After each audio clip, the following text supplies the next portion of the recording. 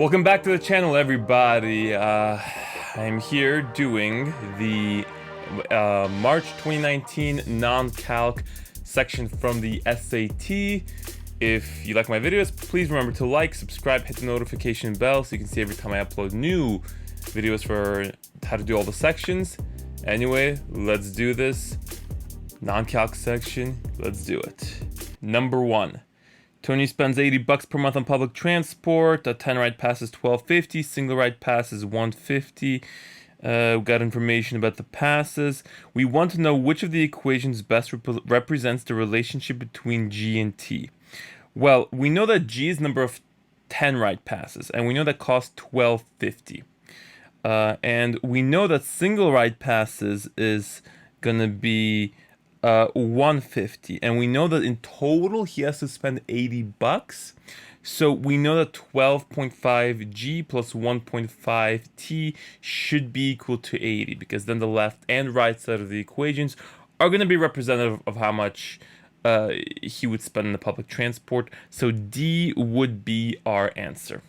Number 2. So we've got this equation, T equals 1000 plus 18H. T is how much does take home pay. H is the number of hours she works. 1000 is the sign-on bonus. Her total take home pay is 1576. How many hours was she paid for her first week of work? Great. So just plug it into the equation. So we know we're gonna have So we know we're gonna have.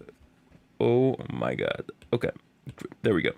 So we know we're gonna have 1576 equals 1000 plus 18H.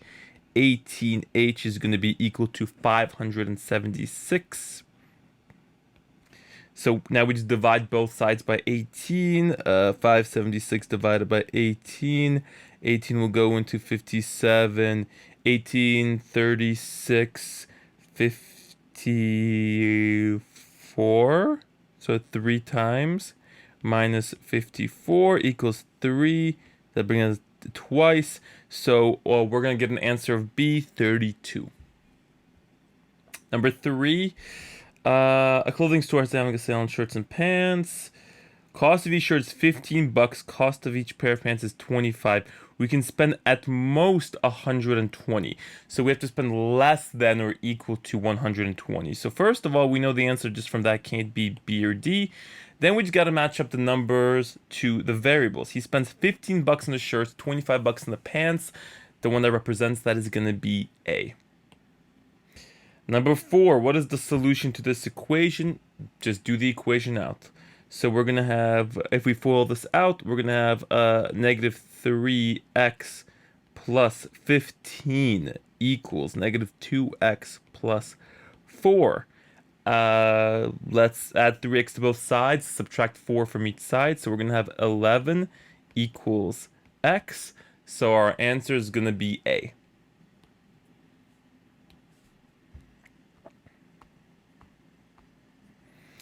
Number 5, what is the value? We have a function. We want to know the value of f of negative 1. Just plug negative 1 in. So f of negative 1 is going to be equal to negative 1 cubed plus 3 times negative 1 squared minus 6 times negative 1 minus 1.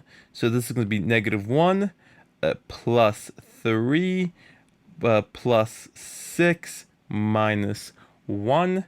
So this is going to be 2 plus 6 is 8, minus 1 is 7. So 5 should be C. Number 6. We have a triangle. There's 2 similar triangles with corresponding sides. I would just draw these 2 out to start with. So let's see what we got. We've got whoops, draw please.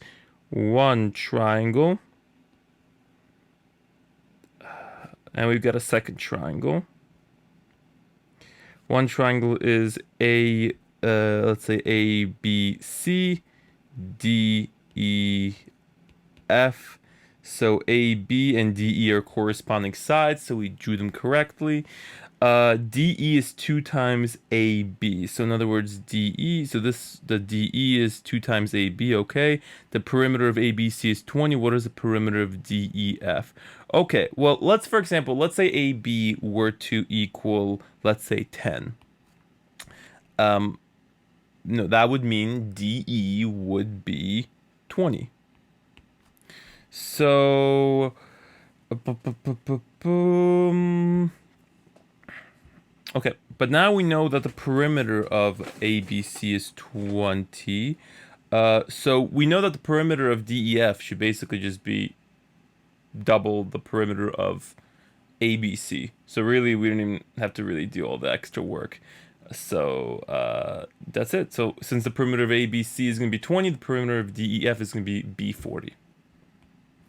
So yeah, we did some extra work there by like drawing them out, and sometimes this is useful. In this case, it just we basically know that the sides are in proportion. So we just the perimeter of the small triangle is 20, the perimeter of the big triangle should just be 40. Number 7. Okay. We have some information. Okay, okay, there were 24 jackrabbits, then it reached 10 billion. It grew exponentially, which corresponded to a 16.2 increase on average. Which function represents the number of jackrabbits? Okay, 2 years after 1788. Okay, basically, here's what we know. We know we started with 24. So our very first number that we should see in these equations should be 24, so we can get rid of A. Then the most important thing is that we want to increase basically on average 1.62 per year. So for example, if you increase for the first year, whatever number you have, you would, in order to increase it by 16.2%, you would multiply by 1.62. In order to see what it's going to be in 2 years, you multiply by 1.62, and then you multiply by 1.62 again. For 3 years, you multiply by 1.62, then 1.62, then 1.62, and you keep doing this. This is the same thing as raising 1.62 to some number of years. So we know that our answer should be C. Number 8, which of the following is equivalent to the sum of these two expressions? Okay, just add them up. 3x to the fourth and 4x to the fourth is going to be 7x to the fourth. 2x to the third plus 7x to the third is going to be 9x to the third. So our answer is just going to be D. Number 9, the function f is defined as f of x equals x squared. And then we have another function. Which of the following translations of f in xy plane results in the graph of g? So in other words, what did we have to do to f of x in order to get to g of x? Well, g of x, you just added a plus 3 outside of the parentheses. That means you increase the y value by 3. So that would be equivalent to a translation of 3 units upwards, B. Number 10, okay, so A, E, and B, D are parallel. Useful information, I'm just going to label them as parallel. If angle BDC measures 58, so then that means this angle is 58, which would mean that this angle is also going to be 58, because since they're parallel, those angles are going to be the same. What is the measure of CAE? Okay. And ACE is 62. 62. So remaining angle is just going to be 180 minus 58 minus 62. So 58 plus 62 is going to be 120. 180 minus 120 is going to be 80. So our answer, I'm sorry, is 180 minus 120 is going to be 60. So our answer is going to be B, 60. Number 11, some information. Which of the following represents the period of the wave in terms of the speed of the wave? They're just telling us to solve for p, isolate p. So if we have s equals 3 over 2p, just get p by itself, divide by 3 halves. So we're going to have 2s equals 3p, so p equals 2s over 3, which is the same thing as answer choice A. Number 12, which of the following would be an equation for the graph in the plane shown above?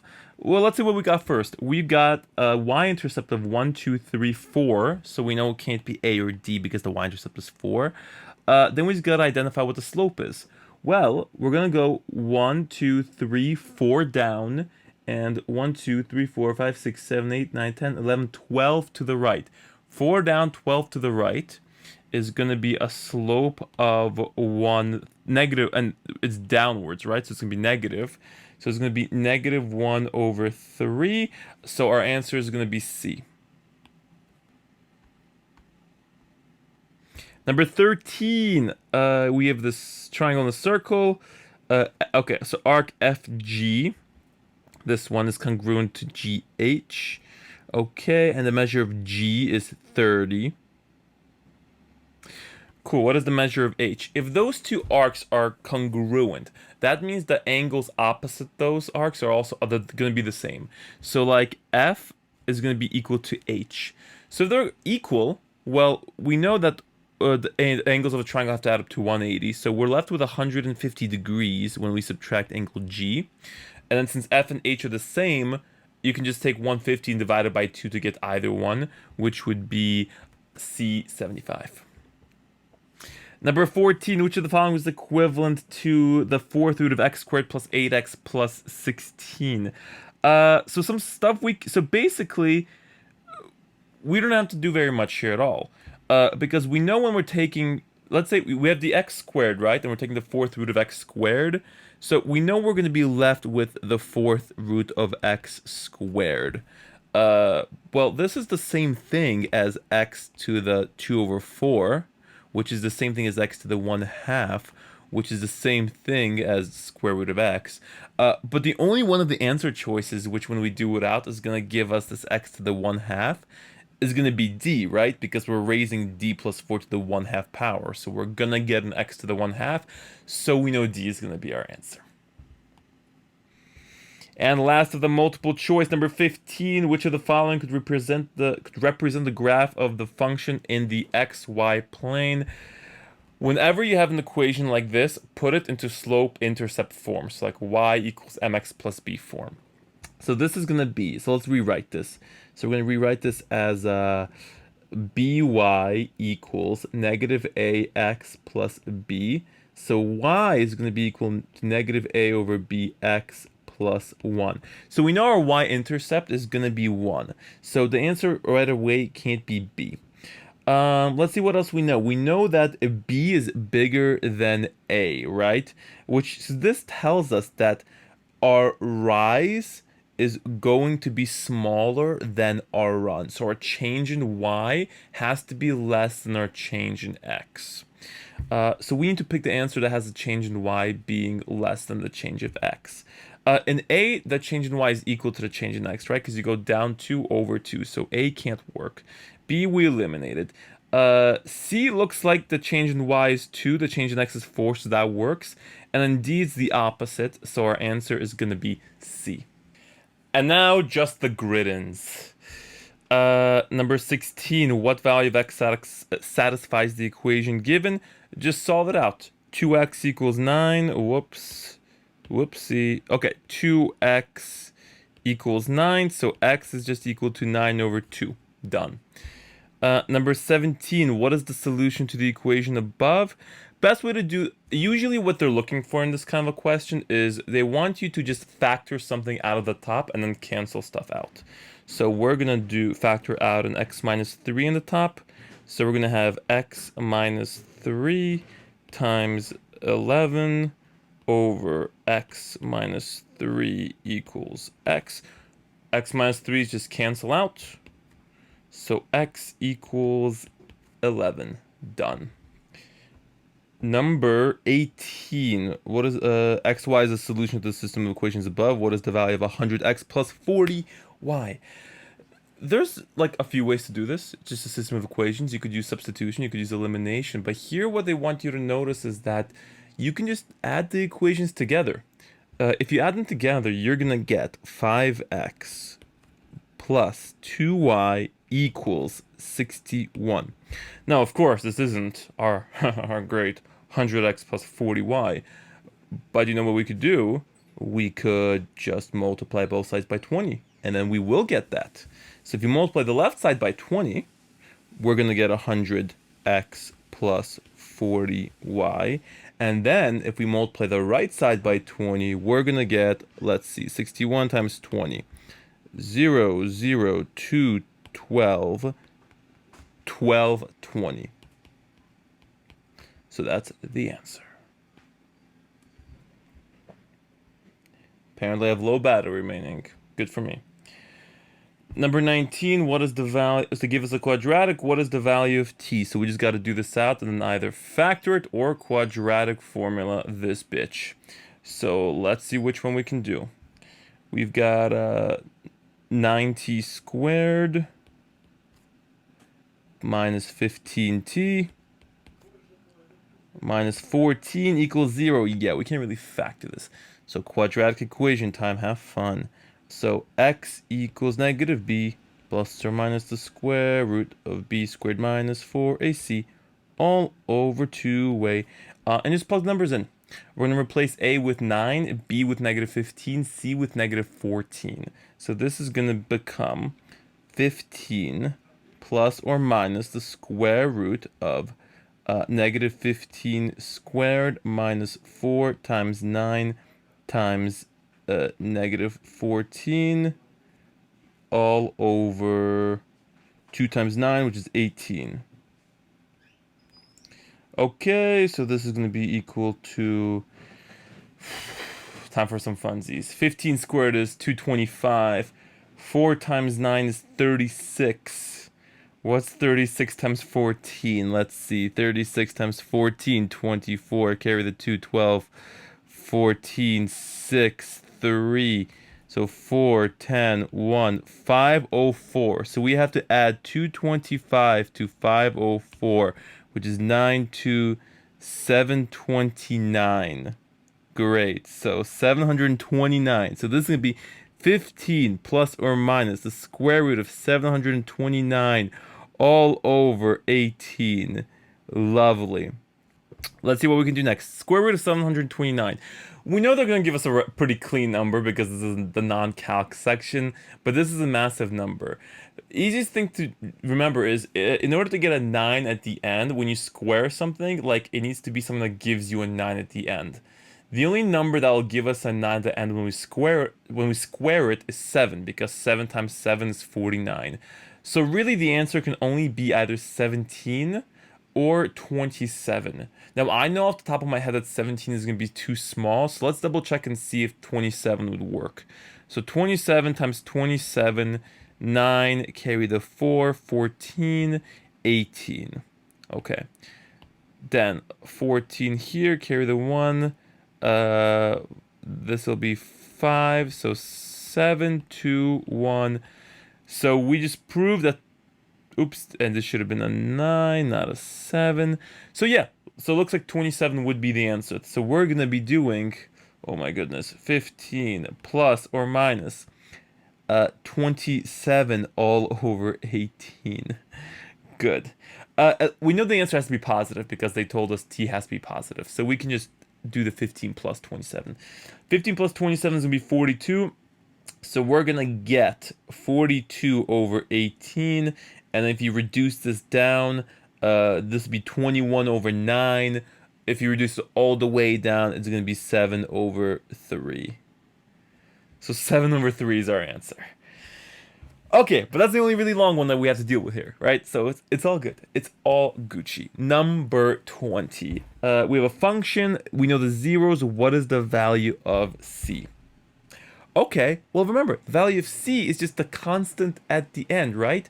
Like, so if they give you the zeros as negative 5, 6, and 7, we know that, like, the final, like, right before we get to the solution, we're going to have x plus 5 times x minus 6 times x minus 7, right? Because this is the same thing as with the quadratic. Like when you factor, when you have like x plus 2 times like x plus 3, you know your solution is going to be the opposite sign, so negative 2, negative 3.